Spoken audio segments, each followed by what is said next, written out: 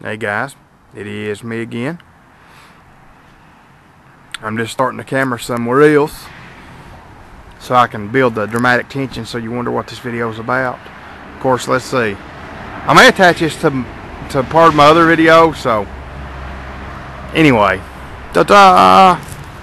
Guys, the car, as the French would say, she is done. That's a bad French accent, wasn't it? Anyway, yeah.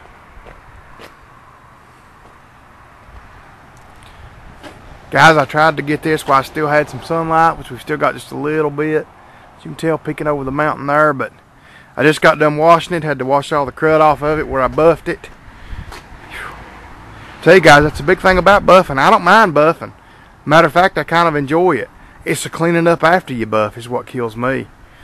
But anyway, guys, as you can see, here's the trunk. I showed you guys that view before. You can see the reflection of the tree in it.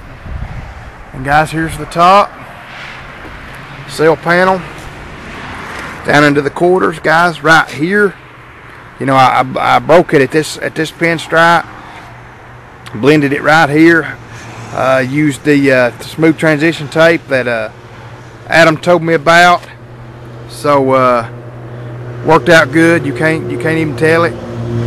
So yeah, guys, like I said, I just wanted to get you a view here. Like I said, it looks good. I mean, it looks better than the rest of the car. See, there's my E-post. I painted all that. These sail panels or C-pillars, whichever one you want to call them. I'm still having trouble getting the buffing dust off of it, guys. I mean, it's you know, you wipe it off one spot, it seems to land somewhere else, but I guess it'll eventually blow off. But they just turned out, you know, they looked so bad before, they turned out very, very good. And as you can see here, here's my other quarter. Now, I had to do this one a little bit funny. Instead of running it straight out, I ended up having a bad spot right there. So I actually blended it down like that. If you look real hard, guys, you can, I don't know if the camera will pick it up, it might or it might not. If you look real hard, you can see my little bit of transition, my blend right there. But like I said, you got to look for it. For a guy that's never painted before, you know, to be trying to blend and transition paint one into another, I think it turned out pretty good. But anyways, you can see, guys, it looks good. I've got just a little bit of orange peel right on the top of this quarter. This was my dark area when I was painting. I didn't have real good light here, and I just, you know, right here, I had the trunk mask off, and I don't know why. I was a little bit afraid, I guess, to put the clear way over there, even though I had the trunk mask off. So it's got just a little bit of peel in this. I may or may not later on wet sand this and buff this. See, I didn't do the quarters. All I wet sanded and buffed was from here up. You know, because really that little bit of peel on these quarters, these bottoms of these quarters have got a little peel in them too. So I said, well, maybe I'll just leave a little peel in it to actually make it match better. So like I said, you probably can't even, it's right through there, you can't even see it with the camera, guys. You really, really, really got to look for it. But anyway, guys, I just wanted to make this real short, showing you the finished product. This little deal that goes right there under the, you know, where the lock mechanism there, the trunk lock, that says Chrysler on it. I'm going to buy that new within the next few weeks. I'm just going to leave it off. I'm not even going to put one on it. That old one looks so bad until I get the new one. As soon as I get the money saved up, I'm going to do that. But anyway, guys, like I said, there she is. She's done. I just wanted to show everybody the final product. Guys, I don't know. You know, I got aggravated a few times with the whole process, but I'm so glad I did it now. Because now I know how to do it. You know, that's the thing about it. I know what to do now to, you know, to take a car down, to paint, you know, to take it down to metal and bring it back up, the steps you got to take. And I've learned a whole lot, so I want to thank all you guys, Darren, especially for everything you've done. You know, there ain't many people that send somebody they've never met a paint gun, you know, and that kind of deal. And thank you for everything you've done. And Adam, I want to thank you for everything, you know, that you've done, and Milo and everybody else, you know. Rob Rasdy for Meta, you know, he's been a big help, you know, commenting and doing different things. Gary Turbo Cobra, I mean, all you guys, it's the reason I don't like getting into mentioning names, because I mention a few and forget the rest. And you know, everybody, the Rick Fix has commented, and I mean, it's just all you guys have been really good. And like I've said, I wouldn't have been able to do it to this level of quality. That's what Dad said. Well, everybody that's looked at it just said that. Everybody that's looked at it has said there's quite a few body shops around here that you know would not have turned out this good of a job. I mean, is it perfect? No. You know, the top's got a couple little spots in it where I had water, you know, water problem. I told you guys about that. I didn't drain my filter between the base and the clear, and it shot this little water. It's got a few little pinholes in it like that, and you know, that little bit of orange peel. But guys, it looks good. I mean, it does. It looks very, very good. You know, like I said, it looks as good or better than a lot of body shops. And you know, considering this is my first time ever really painting anything besides like a Briggs & Stratton block or something like that, or a race car chassis. We used to rattle can race car chassis and stuff like that, you know, roll cages. But this is my first time really painting a car, pieces on the car. So I want to thank you all, and I wasn't lying the other night, guys, when I said that I've already had 3 people actually want me to paint their cars for them. And I mean, I'm not going to do it. I'm not going into body shop business, because like I told a friend a while ago, him and his dad stopped here, was picking a motorcycle up that I welded the frame on it for him, and he looked at this, and that's what he was talking about. He said, man, he said, that looks good. He said, what are you going to do, put in a body shop? He said, you know, it looks good enough, you could. And I said, no.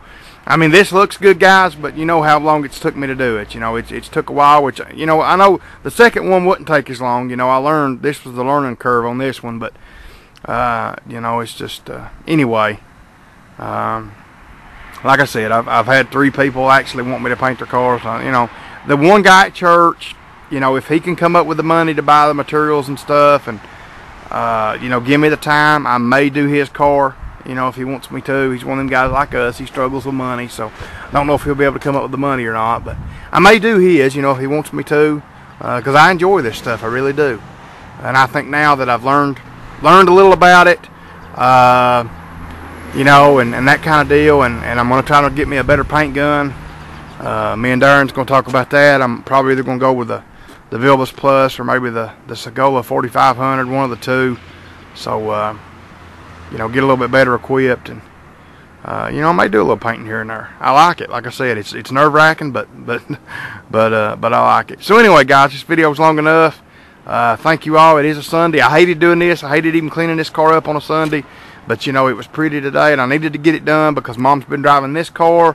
She'd rather drive this car. This car's got more power. It rides better. It's smoother. You know, it's just well, this car right here, guys, in '97. This car was almost $40,000 in '97.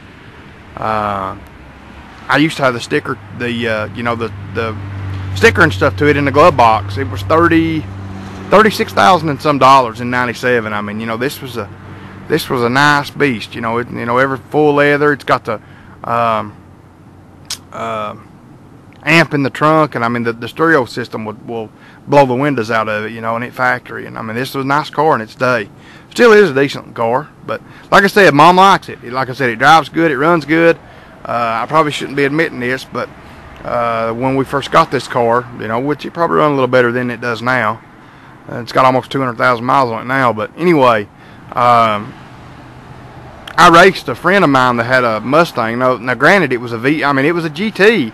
It was an automatic car, but it was a GT 302 automatic Fox body Mustang, and which, now granted, he had 2 people in the car with him and I was by myself, but me and him raced one night coming back from Virginia, and I raced him in this car, and from a roll, and we got up to speed, and I didn't outrun him, but he didn't outrun me either. I mean, we got right up beside of each other, and we just sat there dead heat.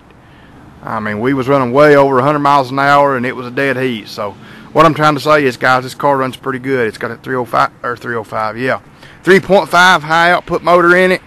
You know, runs pretty good to be a 6-cylinder car. So anyway, guys, thanks for watching. I love you all. If you need anything, let me know. Guys, keep praying for me. You know I need it. And I guess that's it. So till I see you all again, good night, good evening, I guess you would say. considering the sun. Well, I don't know, the sun's gone. But anyway, guys, good evening, and God bless. Oh yeah, guys, I forgot. That's the reason this is tacked on to the other video. I forgot to show you all this. Let's see here. Maybe a better way to do it. I don't know. I doubt it. Anyway, guys. Yeah, it's not. This is my piece that I painted. I was telling you guys about.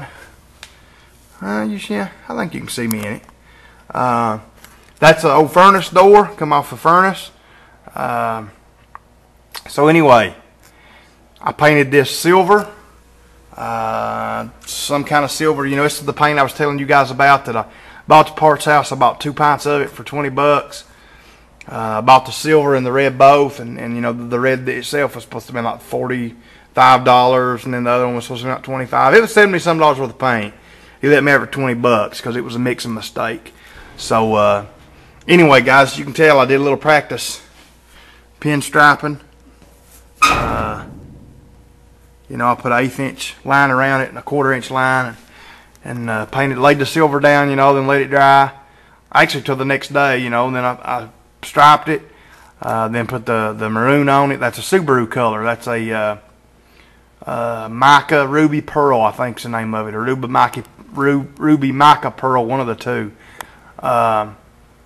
So anyway, I've got that done. So this is going to be my YouTube wall, guys. I'm going to put this somewhere. I still don't know where.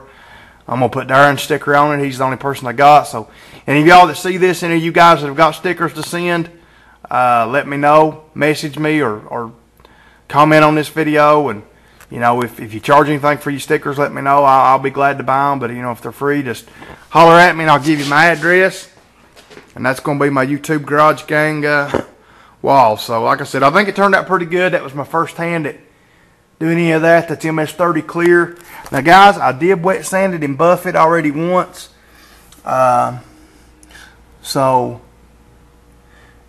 I don't know if you all can see in it, but I'm having a little bit of trouble on this thing anyway. Now the car didn't seem to do that on me, but I'm having a little bit of trouble getting all the scratches out. And I don't think it's the swirl mark. I don't think it's fine scratches. I think it's the scratches from the wet sanding. So, if any of you guys, what am I doing wrong there? Am I not using enough compound on my first step? I was kind of thinking, because you know I try to use the least amount that I can, you know, because it makes such a mess. Maybe that's what I'm doing wrong. But I mean, you got to get it in a certain light to see them. You know, just looking at it here straight on, you can't see them. But you get it in a certain light. And you can still, if you look real hard, you know, like I said, you can still see a few little scratches underneath it. And they're pretty straight, long scratches. That's the reason I think they're the wet sanding scratches and not swirl marks. But anyway, guys, just wanted to show you that. Thought that turned out pretty neat. Had a high spot right here, as you can see, that I didn't know, and I was wet sanding it, and it sanded it down a little bit, but that ain't no big deal. It looks like a smiley face anyway, so maybe that looks like a little bit of a tear, like he's crying a little bit. So anyway, guys, I just wanted to show you that. See y'all later. I'm gonna have a extend of that other video. So another good day, and God bless.